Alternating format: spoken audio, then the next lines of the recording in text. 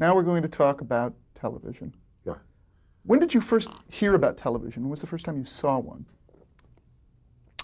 Well, it was a new thing that was coming on the market. You know, there was Milton Berle was already on. He went on in 1948.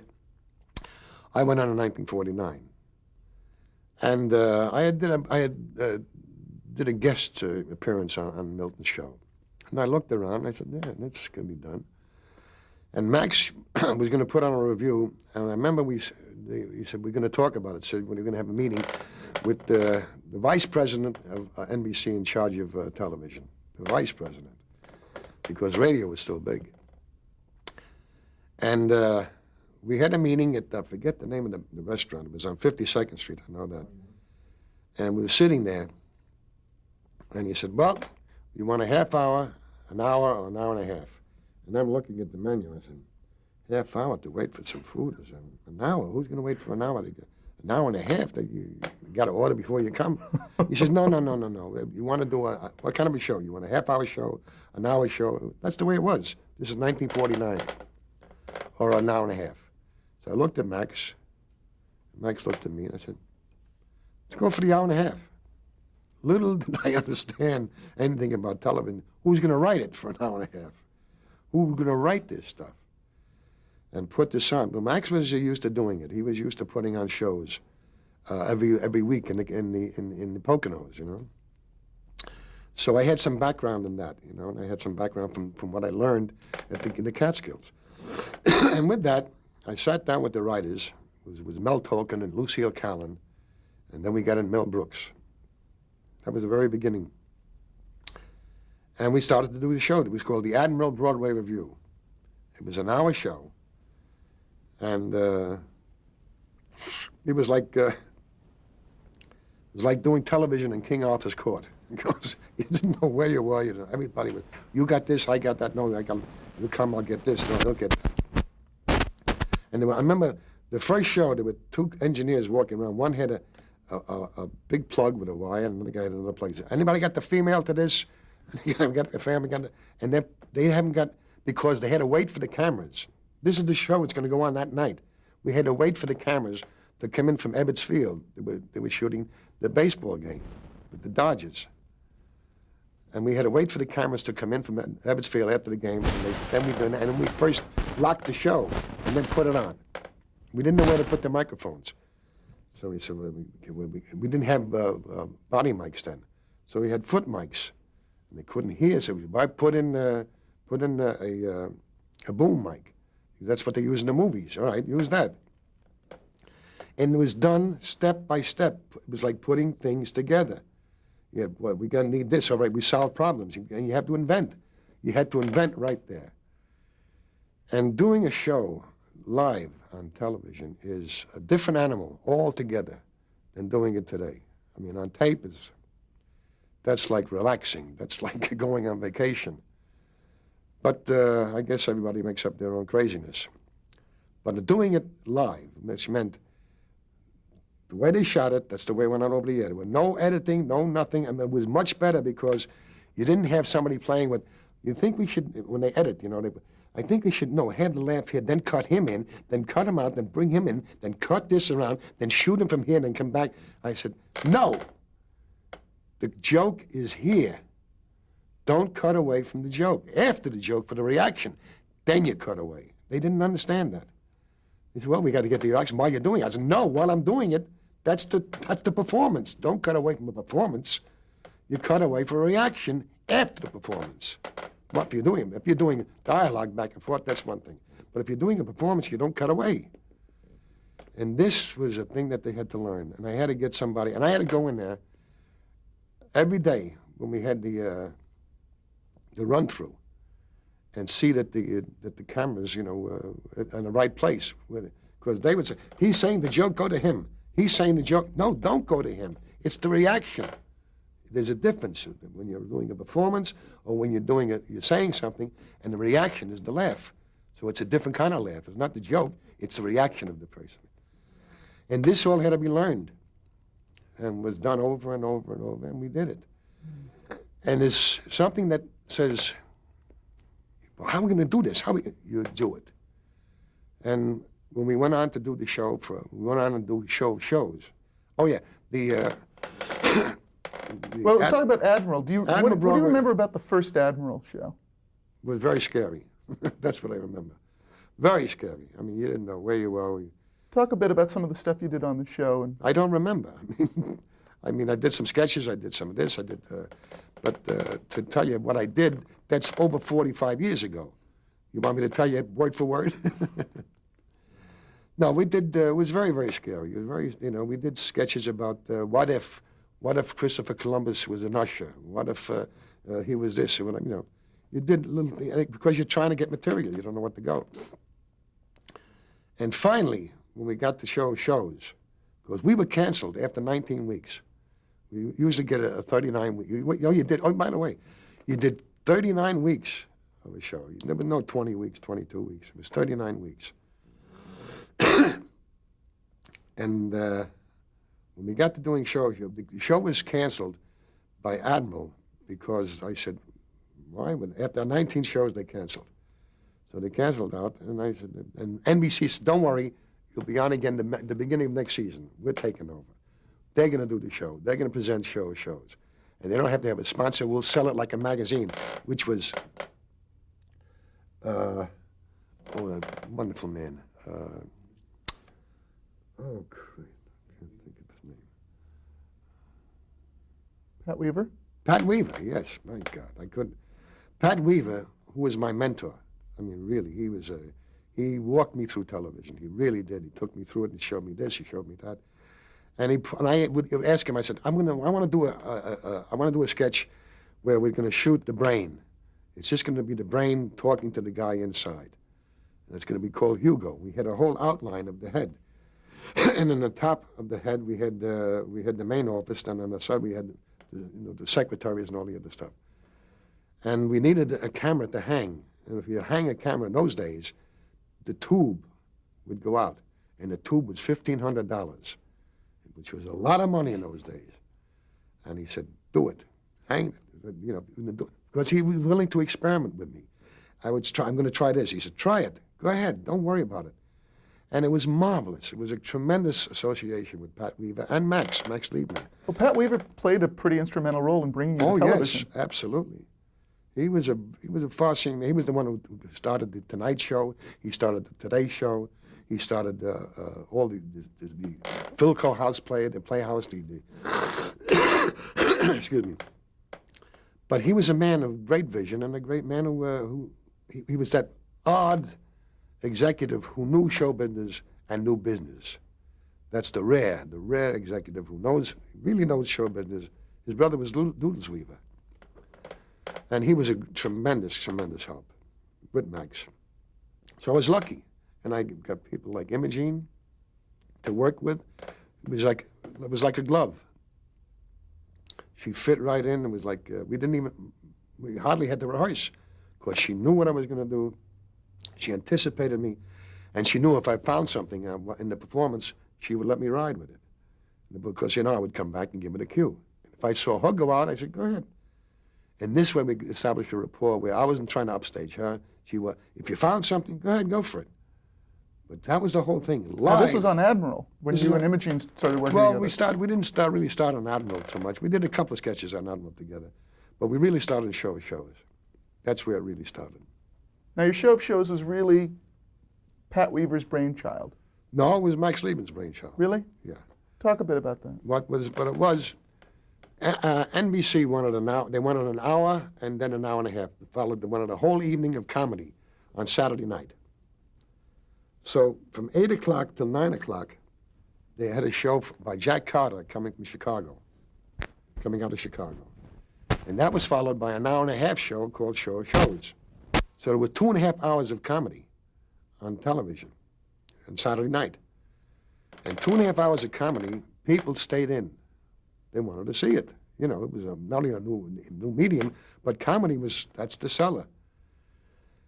And it was coming. We had, but they couldn't they couldn't take on sponsors because the FCC said it's a monopoly. You can't have a monopoly. You're going from 8 o'clock to 10:30.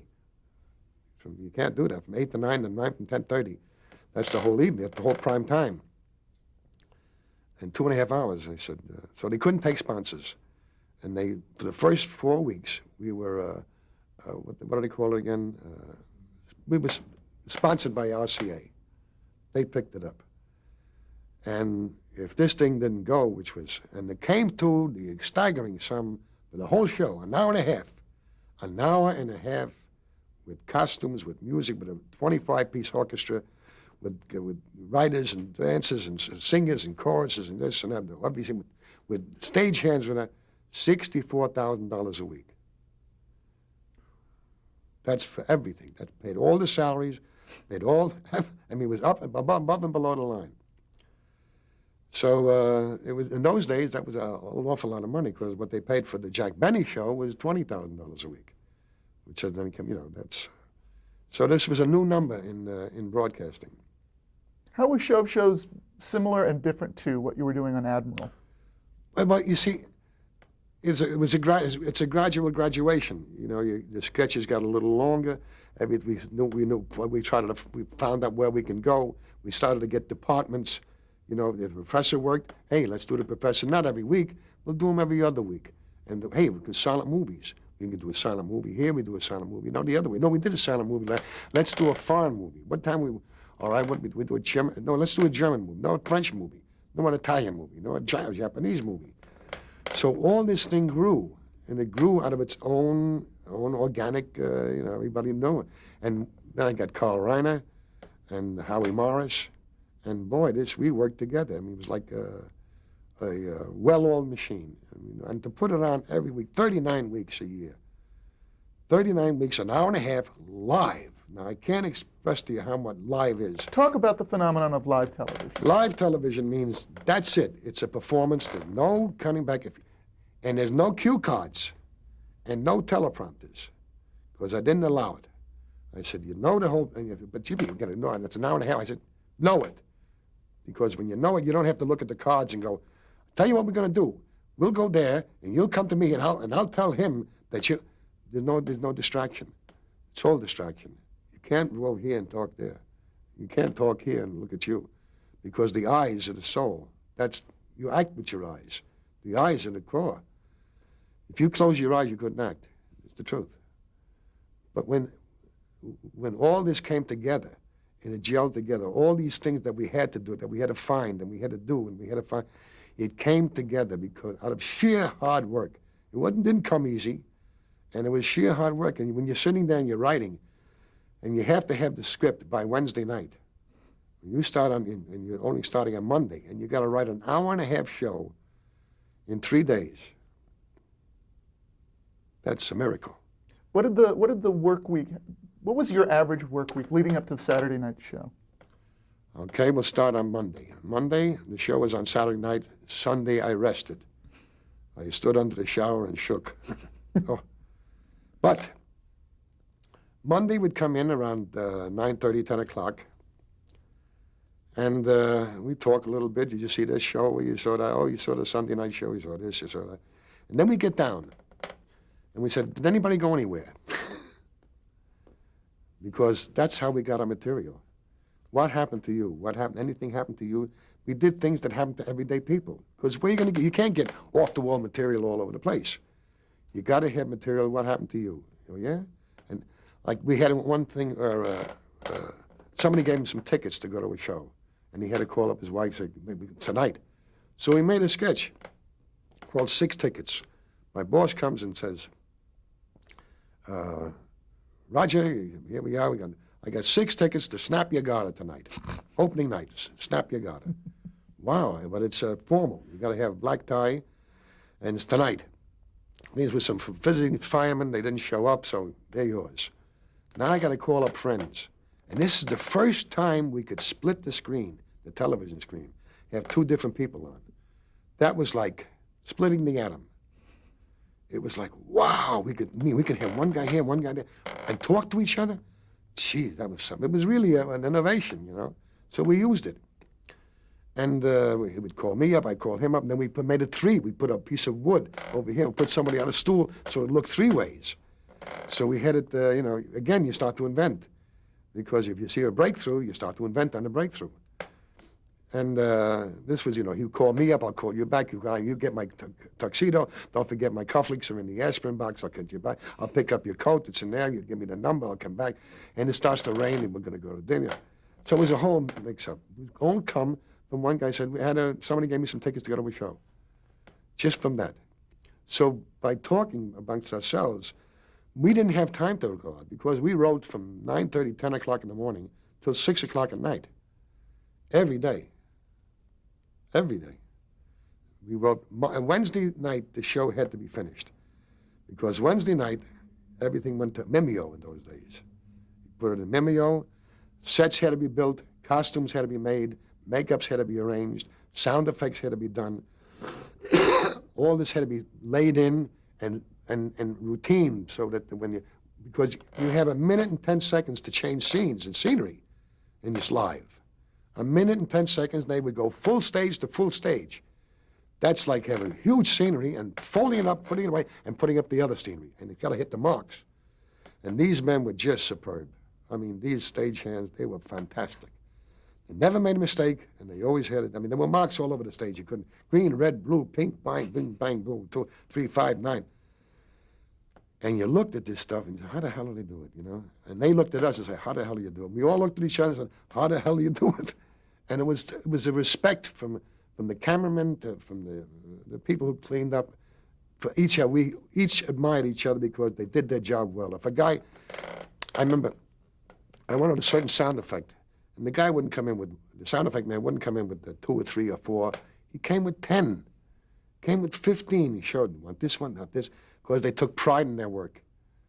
I remember the #1 cameraman. He was like king of NBC. You're the #1 cameraman on shows. Wow! And there was a certain pride we took in that, you know, because it was an awful lot of work, and everybody worked hard. And I remember one time it was a slowdown because it was a strike. And they slowed down, you know, slow down means that they don't frame up the picture, they got to get this, they got to get that. And it started to irritate because, you know, a guy was, you know, you close in on him. So we close in, you know where to stop, but not knowing unless he was told, he went right into you, you know. So it was a slowdown.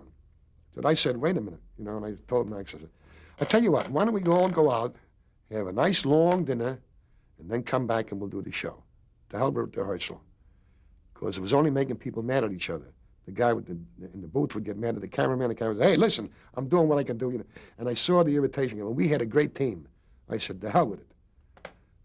The hell with the rehearsal. We'll shoot it on the film. They know what it is. They saw it. We did it for them. That show, they missed 2 shots. In the whole show, it must have been an hour and a half. I would say not much, maybe 2,000 or 3,000 shots. Different cuts, bing, bang, boom, boom, boom. They missed 2 shots, which were nothing. And that kept the people together because we showed that, hey, we recognize your feelings. And that was the whole thing. We worked with each other because we were all in the spot. This thing has to go on at 9 o'clock Saturday night, come hell or high water. And that's a different thing than what you got today. I mean, what beautiful stuff today. I mean, you got the time to do it. You can, you know, do this and that. But there was tremendous camaraderie. Huh? There was tremendous camaraderie. Oh, you had to work with each other. You know, a lot of times, you know, having no cue cards and no teleprompters, when you're looking at somebody, you can tell when they go up. Because they're saying, I tell you what we'll do. You come back here, and I'll say, I told her to, you have to make the phone call. You have to make a phone call and then come back. That's what you'll do. So we helped each other out. I could see when somebody's going up. Somebody could see when I was going up. I'd go, tell you what, and it would help. Because everybody had to know each other's lines. And that was really, because you couldn't stop. And a lot of times we had things that, I remember one time, I had a dresser called Mark.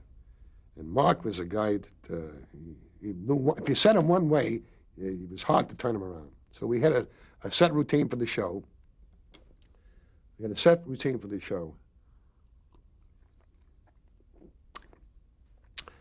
And Max said, after the dress rehearsal, he said, no, it's off balance. We're going to take this and put it down here. We'll take this sketch and put it up in front. We'll take that other sketch and put it. We're going to change. So he changed the order. And I said, Mark, you got that? Don't worry. Okay.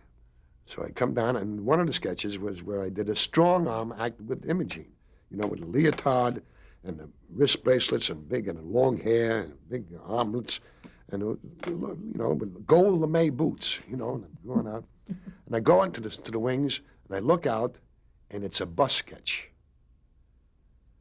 Well, it's like the worst nightmare any actor could have, because you look out, and they're not doing your sketch you're ready. You're dressed for. And there's no way of stopping it. So I was standing there in the wings. I said, and Carl is already there. You know, he's on the bench waiting for the bus. And I say, pants. And I got this golden lame boots. I said, pants, shirt, coat. Come on. And the guy took off his shirt. He was down. I put him on. And in 12 seconds, I was out, which is a long time. And I walked out, and I sat down on the bench. How are you? Good morning, yeah. And I crossed my legs. Yeah, it was a lovely morning, yeah. And you see the golden made boots right there. And Carl looked and he said, gee, those are great boots. They're beautiful. How much are they? No, you don't want them. I had to talk. You don't want them because you got to shave them every morning. You got to feed them at night. It's too much trouble. So by doing that, they thought it was in the sketch. They thought it was all gone. But I never allowed, if something went wrong, to laugh, to break up, because that was anathema to me. I didn't like that. Either you got the laugh legitimately, or you didn't. How much improvisation would take place on any given show? Not too much. There was some, a lot of, you know, but it was all scripted because you have to know, and they have to know. You know, people, you know, have shots. They got to shoot from this to that. You know, they're following a script. And if you go off, they understand you're going off, but they expect you to come back and then go on again. So what we did was, you know, learn the script. And if something happened, then you could ad lib and fill in or do whatever you want. But it was all to fill in and make the show, you know, so it wouldn't stop. And that was a different animal than today. I mean, I can't tell you, and you got the immediate laugh because of an audience.